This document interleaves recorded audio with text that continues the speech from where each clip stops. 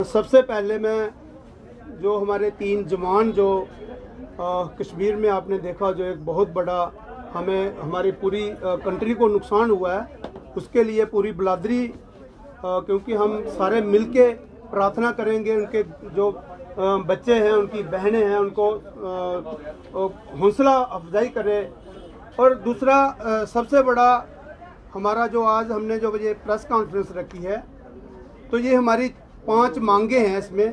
और सबसे जो बड़ी जो नुकसान हमें हो रहा है वो है ई रिक्शा। आपने देखा जब ये ई रिक्शा आया था और ई रिक्शा की एक पॉलिसी बनी थी और इनके रूट्स बने हैं, जोन्स बने हैं, 6 जोन बने हैं और 75 के करीब इनके रूट्स हैं। तो जब ये रूट्स बने थे, मेरे साथ ये प्रधान जी हैं ऑटो यूनियन के, शांति स्वरूप जी, और उस कमेटी के जो भी मेंबर थे और मैं भी मेंबर था, आरटीओ उसमें मेंबर था, एसएसपी ट्रैफिक और डीसी मैम जो चेयरमैन हमारी डीसी मैम थी। मगर जोन्स बने, रूट्स बने, लेकिन अब आप देखिए ई रिक्शा धड़ल्ले से चल रहा है, क्योंकि 3 और 4 किलोमीटर में इनको रूट दिए गए थे। आज मेटाडोरों की जो जैसा मेटाडोर को सर्विस करती है उसी ढंग से यही चल रहे हैं। अगर आप देखोगे किसी ई रिक्शा को बोलोगे कि हमने बन तालाब जाना है तो वो बन तालाब जाएगा, जबकि बन तालाब 10 किलोमीटर और नेशनल हाईवे रूट से है। इनको लिंक्स में दिए गए थे रूट, और वो रूट की कमेटी में हम भी शामिल थे।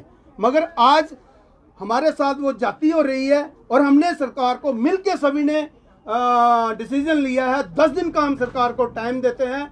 अगर इन 10 दिनों में हमारी बात को माना नहीं गया तो हम वो चक्का जिसको बोलते हैं वो जाम करने पे जाएंगे। लेकिन 10 दिन का, जैसे कई बार हमने पहले भी कहा है, हम 10 दिन का सरकार को टाइम क्यों देते हैं कि हमारी बात सुनी जाए। और देखिए आप हमारे साथ कितनी जाती हैं, एक हमारी बैकलॉग जैसे कई गाड़ियां हमारी अभी तक रूटों पे नहीं आई, किसी कारण एक्सीडेंट के कारण भी गाड़ी कहीं थाने में 2 साल रहती है। तो ये हमारा बैकलॉग जो है 5 साल के ऊपर, देखिए 5 साल तक की गाड़ी जो है ये उन चीज़ों खासकर बैकलॉग जो परमिट हमारे ये नहीं कर रहे। एक मांग हमारी ये है। दूसरी आप देखिए रिप्लेसमेंट होती थी 10 साल पहले होती थी, जितनी गाड़ी की एज फिक्स है उसी हिसाब से, लेकिन इन्होंने 10 साल वो टाइम कर दिया। तो SRO 65, 99 SRO के तहत जैसा हमारी वो परमिट रिप्लेसमेंट होती थी उसी ढंग से होनी चाहिए। तो लास्ट में एक हमारी मांग जो है जो इन्होंने SRTC लाई। आप देखिए SRTC स्मार्ट बसेज लाई जो इन्होंने स्मार्ट सिटी में, लेकिन उनके पीछे ठेकेदार कौन है?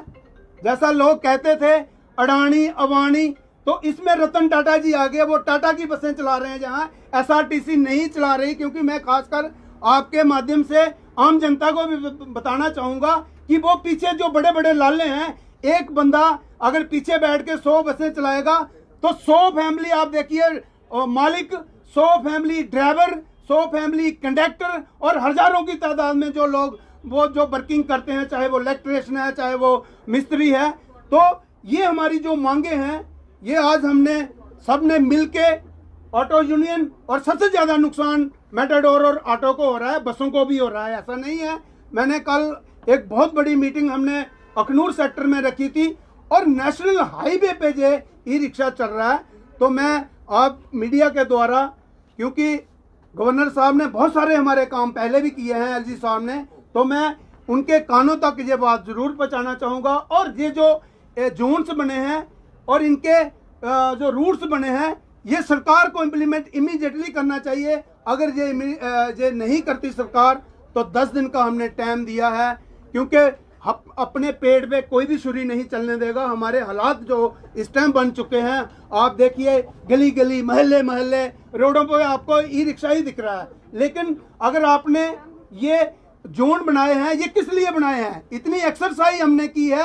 1 जुलाई का ये ऑर्डर है और बीच में कहीं आपने देखा टोल प्लाजा के मसले आ गए, एजिटेशनें आ गई, और हमने काफ़ी इंतजार करने के बाद आज सभी ने हमने डिसीजन लिया है कि हमारी बात को सुना जाए और ये कानूनी तौर जो आपने कानून लागू करना है, हम पे कोई एहसान नहीं करना।